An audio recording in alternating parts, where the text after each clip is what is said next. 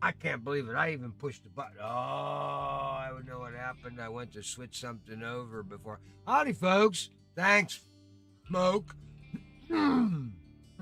That's good. Nobody heard me hacking for the first 10 minutes. Welcome to the show. Now that we're 8, 10 minutes into it, thanks, Smoke. I appreciate it. Bye. Hi, guys. I'm back. Typical me. It's, buttons. Damn buttons. Oh, see, it's not even on the right buttons now because I clicked off on something else. I got to figure this out. Just go to one other window other than this little control box and it loses its mind. All right. Howdy. Welcome. Buck here. And we're hunting steelhead this week. So we're talking about steelhead. That's what I've been yakking my mouth off for the last 10 minutes. Steelhead. That's it. We're going after steelhead. These trout. They're trout. Born to trout. I'm going to recap what I just said. Born to trout. They head out into the ocean. Spend 2-3 years in the ocean. They grow up. It's like a gym. They get all beefy and bulky. They come back into the rivers. What a fish. What a fish. This is a game fish. In fact, anybody that lives around the Great Lakes or the Pacific Northwest, yeah, we like to fish for bass, muskie, walleye. That's only because we need something to do between the steelhead runs. Now, steelhead is like a muskie, thousands of casts. I mean, you're out in the cold. When you got to go get after these steelheads, it's March and November. It's cold. Cold as hell. But rainy and you're miserable. But Smoke likes that kind of weather. He goes out, he goes and ice fishes. Buck ain't doing no ice fishing. Anyway, these steelheads, they run. And like I talk about in a lot of my videos, I try to take real life IRL stuff and apply it to the simulator here. And the simulator works good and works both ways, back and forth. You can learn a lot about real fishing by playing Fishing Plan. So, my thumbs up to the guys for that one. So, the steelheads we're going to chase tonight. And I guess my audio wasn't even working for the news. There's nothing in the news except for some discounts.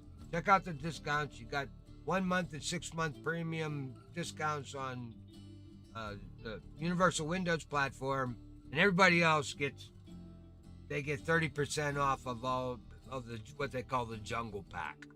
So check them out if you're into that. You got that to go. But I'm back to my steelheads because I love my steelheads. Steelheads.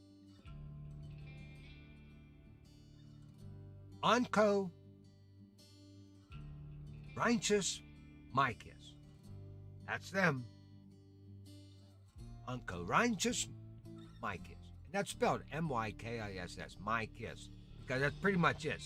That's it. You latch on to one of them and they're saying, kiss my kiss. You know what? Because you're on.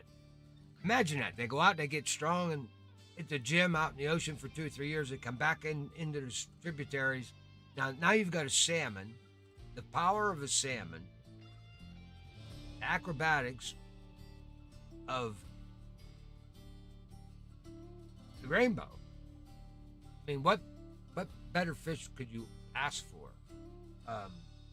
They don't get any better than that as far as gaming fish goes and gaming goes. I mean, you just gotta love them. I mean, they call them a sea run rocket, the silver rockets. I mean, that's, and if you've fished in this game already, if you've been to California, you can tell the difference in this fish when you latch onto one, how it fights here. They did a pretty good job of considering it to other trout in the game. I mean, I was having a lot of fun on a 21-pound Thora the other day. By the way, we're going to try these new cicada lures. I was out here farming for sturgeon and carp, striped bass. And you get some lull time there. So I was throwing over my backside shoulder there these new cicada things with a spinning rod. Latched up on one of these 20-pound steelheads. Boy, what a fight. That was on a 21-pound pole. That was a lot of fun. So we're going to go back there tonight. We're going to see if we can latch on to a few of these steelheads. Because it's that season. That's what I said. You guys didn't get to hear it. That's what time of year it is here now. Everybody's getting all yanked up and souped up for the steelhead runs. Steelhead. Trout, like I said. They evolved over the ice age and volcanic stuff. I mean, these fish adapted to where they run out to the gym, the ocean. They get big and bad and they come back into the tributaries. So your best times for steelhead for us folks that are around these particular areas, March and November. November being the best. So we got March coming up here, and there's two types of steelheads. I guess you could call them races, but they're it's the summer run and the winter run. Now the summer run, basically all this is when these fish start to migrate into the river, the tributaries. Right, so you have fish, you have some of these steelheads. They start in spring, summer, and fall. These are your summer run when they start running up into the tributaries. And then you have the fish that migrate up in late fall, winter, early spring. That's your winter run. Now, normally, winter run fish tend to be a little bit bigger than your summer run. And the thing of it is, and this is what's so tough about these fish, they call them, like the muskie is the fish of 15,000 casts. You gotta, you might catch one muskie every 15,000 casts. I think that number should be a little bit higher personally, but the cortisone's helping. These guys are the same thing. This is the fish of 1,000 casts. You're in rivers. Now, what makes it nice about us guys here that fish the Great Lakes is a lot of our tributaries are a lot smaller, right? So you're dealing with the same, basically, almost the same size fish. By the way, ours out here are the Washington, like they call Washington strain. But our rivers are smaller. They're shallower. They're narrower. Then you figure what runs out of the Pacific, the Columbia, the Snake, the bigger rivers out there, big, wide rivers, deep. We basically have a better. I'm boasting the fact that we have a better chance at snagging these salmon, or snagging these steelhead, than the West Coast boys do. And I always tease my West Coast buddies about that. We make sure our tributaries are small enough so we can get these guys, snag hook them. Because there's another big debate about steelhead. Do they actually eat when they get into fresh water? Now, they will hit on eggs are a big thing. Salmon eggs are a big thing. What they call yarn jigs for steelhead. You basically take a salmon pack and make like a bass skirt around it with yarn. There's all kinds of, this is a whole breed of fishermen, steelhead fishermen.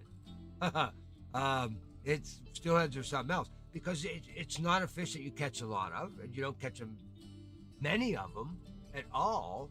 And when you do latch onto one, oh man, you'll never forget that fight. Just think about it. You guys, maybe you're trout fishermen, you've never latched onto a steelhead, and you know what it's like to catch a rainbow. Now, add the muscle and power of a salmon to that rainbow, and that's what you got with a steelhead. They're amazing. So, I'm just checking my notes here a little bit here. We talked all about the summer runs and early falls. Okay, November, Washington strain here is what we got here around. Now these fish, the two strains, the winter run and the summer run, they don't mix. They don't crossbreed. They're pretty much two different species. Now they coexist in the same rivers because of the fact that different depths, different times, they're feeding. So it's like we're cousins in the wind, and we just keep going. They don't mess with one another, so to speak. So that's how that works with those guys. All right, San Joaquin. That's what we're going for here on Fishing Planet. It is what? Level 34. Travel and lodging costs you $9.8 and $8K. So you're talking a total of $17.8K to do this trip. Got 12 fish over here. You got 12 species. The boats, I would suggest, if you've never been on California's Delta before, you don't need a big boat at all. Rubber boat, small rubber boat, kayak, dawn boat. There's not a lot of places you can even use a boat, really, on this waterway. Don't get carried away. No big bass boats. Rubber boat's fine. That little Lyra is a perfect boat for this waterway. Not a problem. I paddle around in a kayak. I'm not in a hurry. I'm not fishing any tournaments. I'm buck. It takes me a half an hour to get out of the truck. All right. So, that's all you need there. Now, let's talk a little bit about this stuff over here. You got your buttons ready, Buck. You had all the buttons turned off before. All right. Let's talk a little bit about these fish that we're going after. What do we got over there? Oh, we got bluegills over there, of course. California roaches over there. The snook, that's down by the dam, so you can catch the snook over there, and then up around just a little bit further up from the dam, you can catch them. What else? The carp. Love the farm carp over here. We'll talk about that a little bit when I get to my sticks over here. So the carp's a good, and if you fish this place right, you can do the carp that you catch can be all trophies and unis. Yeah, every once in a while, if you're screwing up and not mending what you're doing, you might get a common carp in there once in a while. Not too often, though, if you fish it the right way. Largemouth bass we got in here, okay? Red-eared sunfish is in this waterway. Contrary to popular belief, that red-eared sunfish is a little bugger on most waterways. Very easy to catch here. Fish the beaver, that little island, just stand on that island and fish crickets all the way around it. You get your crappies up the yin-yang, you'll get your uni red ears over there, so that's all you need to know for that waterway and those two fish. What else we got? Smallmouth bass. Not big ones, though. Up by the boathouses, you get a lot of smallmouth bass if you're into that. I wish they had a couple. I wish they were bigger. I don't understand. Smallmouth bass fight harder than a largemouth bass. Much more of a game fish than a big largemouth is. I mean, give me the fight of a smallie any day over a largemouth. And they do us wrong here in Fishing Planet because do we have uni smallmouth bass anywhere? I don't think so. I could be wrong, but I don't think we do. They should smallies are mean. They should be bigger on the game. That's just me. I love my smallmouth bass fishing. All right, and then we got striped bass here. That's another one. If you farm this waterway right, and we'll kind of go over that tonight at Fishing with Buck a little bit while we're out there, because we're gonna fish. We'll fish for these steelheads in a couple of spots, but where we're going to end up naturally is where I farm at, because there's steelhead over there. It's a lot of fun over there. And but we'll go over that little farming technique that I use. And you farm trophy and uni carp, you farm trophy and uni striped bass. Now you'll get more trophy and uni carp in this spot that I'm at than you do the striped bass, but you will get your trophy, and you will get your on schedule Super Dave. You will get your uni striped bass on schedule out of this hole too. But this is where you also nab up on the white sturgeon. It's a good place to farm. It's where I go to make money. It's where I go to level up at this level. Right? If you're in that level where you're 50s or 60s or something like that, that's the spot you want to be in. Quickest to fill your net up, to rotate, so you can do it faster. Everybody, I used to think, well, blue crab, it takes you longer at blue crab than it does here. The other end is maku. If you're sitting here at level 62 and where are you going to farm? You're at 62, you're sick of maku, it's driving you nuts, but you can make more money faster because you can turn that around quicker. You can do more days in a real 24-hour real life day. So if you're fishing 4 hours, you'll make more money in 4 hours at California than you will fishing 4 hours in real life down in maku. That's all. That's what I do. All right, so we're about running out of time here. Let's go over, Buck. Let's put this up here. Baits. Baits for steelhead. Did I go through all the fish over there? Oh, no, I had one more to go. There he is. No, the white catfish. I forgot about him. Yeah, he's over there too. white catfish. I call him my negotiator. That's when you're farming. You want to get a couple of those white catfish because if you get over by just a couple, let's say you have 4 or 5 of these guys in your net and you just barely went over, well, you can dump off a couple of these little guys that don't and get yourself right under by a couple 100s and then release everything that's not a $5,000 sturgeon. And there's your 5 grand on your way out. Nice way to add another 5 grand. And what are you giving up? A couple of white catfish for it. I call that my strategic release process. Maybe I'll do a video on that, explain all the math in there. But that's basically all you're doing. You got a couple of little fish. You get over, say, even if you're over by 8 pounds or 9 pounds or 10 pounds, don't quit. At that point, especially if you're here in California, you can go in there and find one fish that's only worth $200 or $300. It's 10 pounds. Get rid of it, and then just release everything. You won't get any more money, but you keep getting the XP until you finally land that next sturgeon that gets you the $4,500, $5,000. Boom, man, that guy puts you way over, and then out the door you go. That's how I kind of look at it.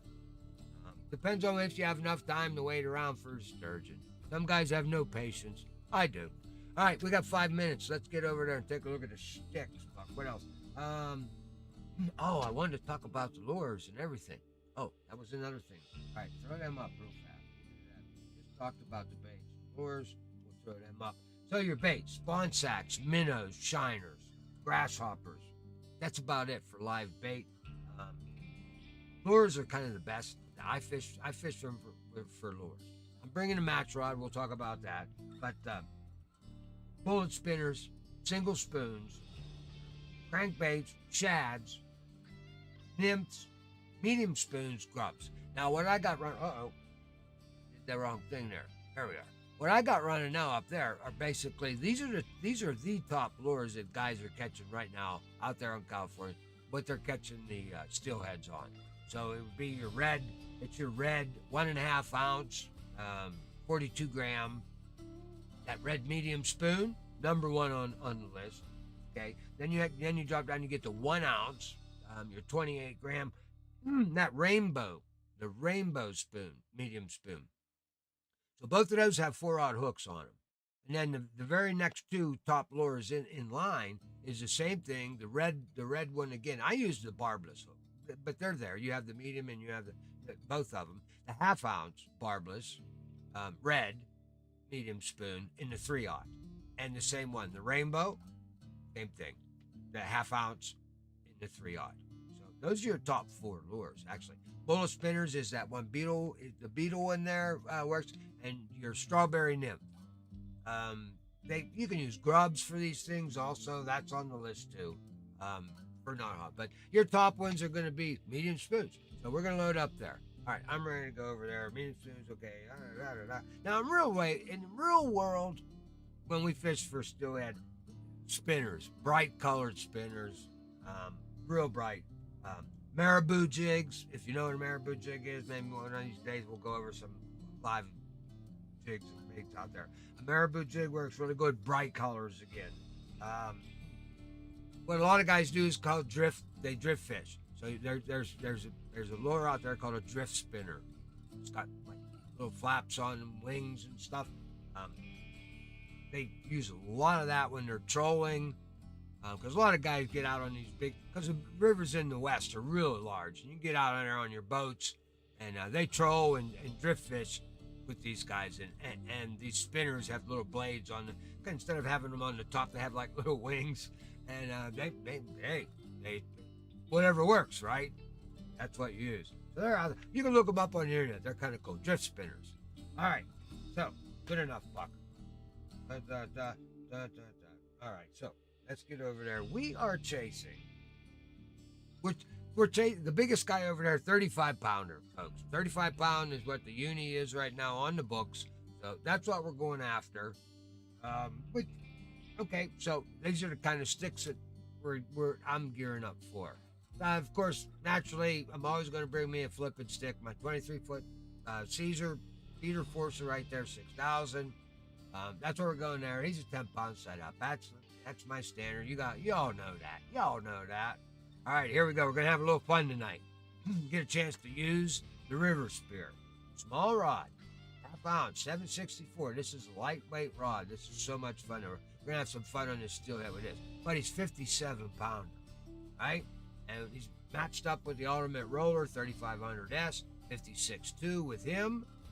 Okay, and you guys have known me long enough. You know how my setups kind of go. Running 57 pound braid, of course, with fluorocarbon, 53-pound fluorocarbon. That's my setup there, weapon setup for this stick. We'll have some fun with that. And there's the barbless medium spoon, half ounce, 3 ounce. This is a hot one. Next rig up, I got broad match rod with us. Now, these fish are only 35 pounds. So, got the Arctic 13.2 here, 25.5 with the Hornet Swarm 6000, a 24.2 stick. All right, no issues there. I'm running 26.6. That works. 26.6. We got 24.2, 25.5, all nice and good. And then we're running a 24.9. So, my weak point is my fluorocarbon. You want to run braid, you can run heavy. It doesn't really matter here that you're a little bit overboard, because the thicker the braid you can run, the better it is on the reel. You don't get binding. It's just better. Get in the habit of doing that. Run that thicker braid, drop her down, make your break point at your fluorocarbon. Always go braid to fluorocarbon on a spinning reel. Now here I ran full fluorocarbon. Not a good idea for a spinning reel, bass caster. Yeah, no problem casting run. But the game, we don't have memory in our fluorocarbon here, so I'm going with it. I run straight fluorocarbon right to the hook. Okay, not a problem here. Again, here, braid to fluorocarbon, running short fluorocarbon here. Don't need a long one. So we're only running 10 inches, 10-inch leader on this guy. And again, back to my Arctic's float rod. Again, 25.5, 24.2, 26.6. So we're really matched up really good here on this stick. This is a well-balanced stick that I built here on this one. Now, got a few DLCs here. Here we go. Oh, we're a little bit over, but we'll run over just for hair. Now, this is a very good DLC. This is a spinning rod to get in Green Fortune, I believe, pack. The Lucky Spin, 810.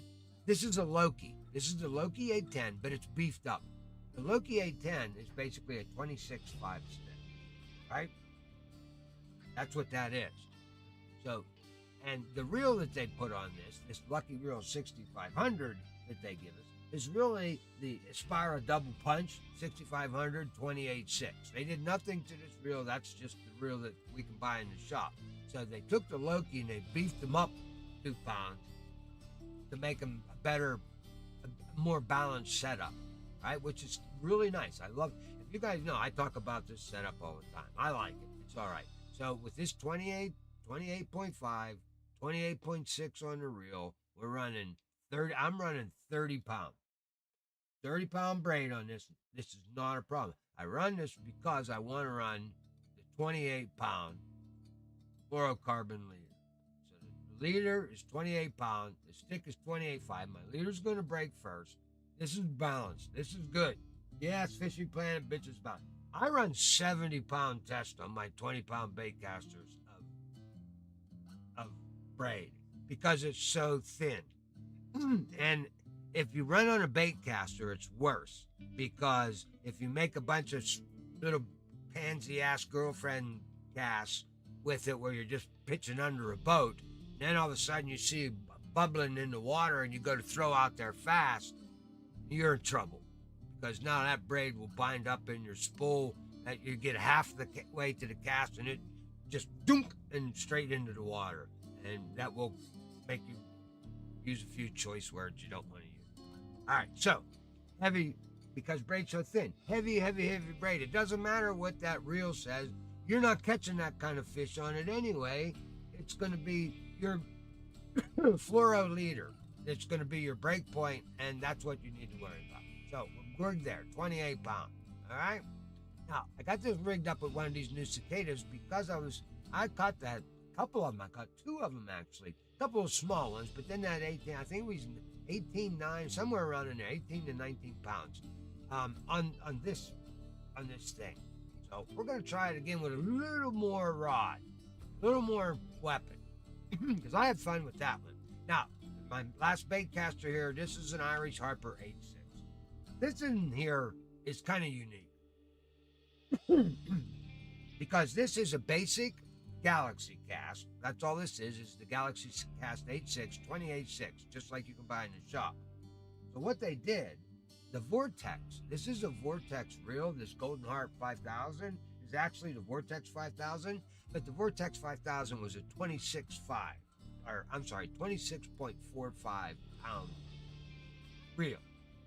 So they bumped it up to 27.5 to make it fit more into the 28.6 stick. All right? So you can't buy that reel in the game. It doesn't exist. Popped him off with, dang it. Boy, I need a sip. I'm having a hard time tonight. Just ate a big meal. So I got some 26.6 running on this. So look at it again. 28.6 on the stick, 27.5, 26.6, and I'm running 24.9 fluorocarbon. Very good setup there. Good and strong. We're right around that area. That'll handle these Steelhead just nice. I didn't want to go anything big. You could go up over to 35 pound, but then you're getting them in a little quicker, but you're not making any XP. And so why not have some fun at it? If you're going to go out and fish for Steelhead, you want to feel them, you want to fight them. So to me, these are my sticks. That's what I'm going with. And of course, we're out there in California. Got to be able to drop a few sturgeon. So we got some bottom rods here. Cat boxers will do the job just fine. My cat boxer setups, what I take are they're the 50.7. I run Leviathan 6000s that are 53.3, and then I run 53 with a 53. So I'm strong on the stick, but the stick is the cheapest thing to repair, and I can get them in faster. So I deal with it. It works. It works okay. I'm not telling you this is what to do. This is what I do. This is what I do with the cat boxers. I like this setup. It works for me. All right, guys. That's it. Oh, and for you ladies in fashion motif, folks, I'll be sporting the blue outfits this evening, and along with the blue Ares motorboat, we'll be taking the Blue Whale Endura Cadillac. So we have our Club Series hat, 5 tackles. Nice accomplishment. A compliment to that would be our Club Series Prometheus headlamp and the Club Series Sun Spirit glasses. I'll be back at 8 o'clock, folks. Make sure to tune in. We're going after Steelhead. It should be a lot of fun. I ran a little bit overboard, but I was quiet. You couldn't hear me for 5 minutes. All right. We'll see you later. Back at 8. Never, ever give up the fight.